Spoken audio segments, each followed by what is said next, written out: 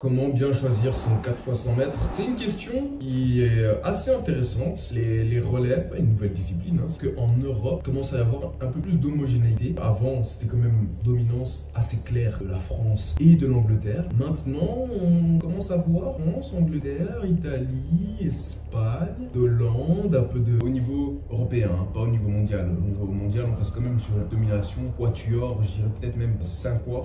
La Jamaïque, les États-Unis, l'Angleterre, le Japon et la Chine. Quand tu regardes, c'est que ces pays qui ont pris des médailles sur les 5-6 dernières éditions de championnat du monde ou Jeux Olympiques. Maintenant, je parle que chez les hommes. Alors il faut savoir que le premier relayeur, en règle générale, il ne court quasiment pas 100 mètres. Il faut que tu mettes quelqu'un qui démarre. Peu importe son bail, peu importe qu'est-ce qui... Non, il doit démarrer. Par exemple, tu vas jamais mettre un Noah Lyles en 1. On mettra toujours un mec qui est très fort sur les premiers appuis, histoire de vraiment pouvoir sortir et mettre la pression sur les autres relayeurs. Parce qu'en tant que premier relayeur, je vous promets, il n'y a rien de plus désagréable que de voir un mec qui est couloir derrière toi, être très proche de toi, alors que toi tu t'apprêtes à donner ton bâton. Ça fait juste, tu t'es fait baiser. Voilà, il n'y a pas de, je sais pas quoi, tu t'es fait baiser. Et en tant que le mec qui baise, je vous jure, c'est hyper satisfaisant. Maintenant, ce relayeur, il va quasiment pas courir 100 mètres. La zone de transmission fait plus ou moins 20 mètres. Alors maintenant, ça dépend où il se met et à quel moment il va prendre. Mais on est souvent sur du 90 mètres. On essaye de prendre en milieu de zone pour avoir un timing parfait, pouvoir lancer l'autre personne. Si vous avez un relais qui n'est pas hyper homogène, c'est-à-dire qu'il y a des gens qui sont très forts, des gens qui sont beaucoup moins forts, on va souvent chercher à mettre la première personne en 1. Maintenant, pour le deuxième relayeur,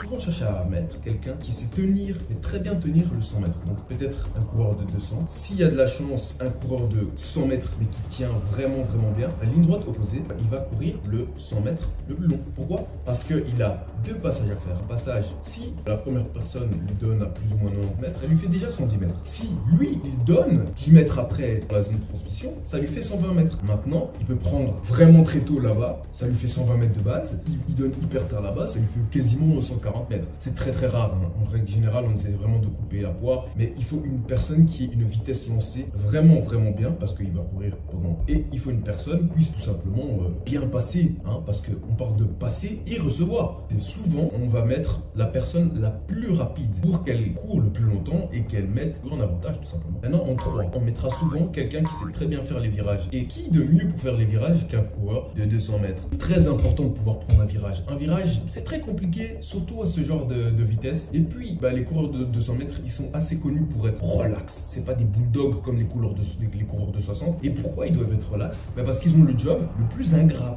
Oui, pour moi, c'est le job le plus ingrat tout simplement. Tu cours dans un virage, donc tu cours pas dans un truc naturel.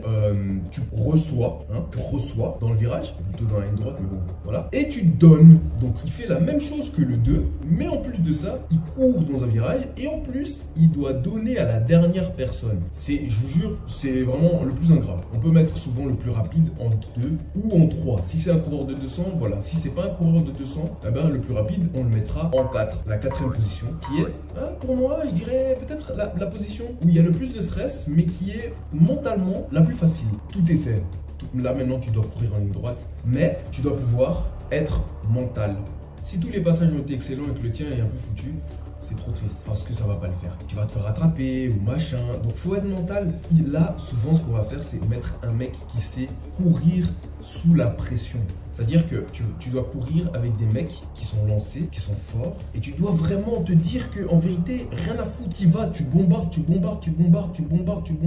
Tu cours sous la pression. C'est quasiment le seul mec qui va courir avec des mecs qui sont quasiment à sa hauteur. Hein. Moi, je dis quasiment à sa hauteur parce que voilà, un relais et l'écart se creuse en général. Mais tu auras 1, 2, 3 mecs. Et tu dois, là maintenant, tu dois aller pour la gagne. C'est un poste, qui est pas mal important. En règle générale, on peut aussi mettre le capitaine. Là, des fois, le mec qui porte l'équipe, c'est pas le plus rapide. Hein. C'est lui qui a le plus gros mental. Je dirais qu'en 1, c'est en général un très bon partant. Donc, on va faire le résumé.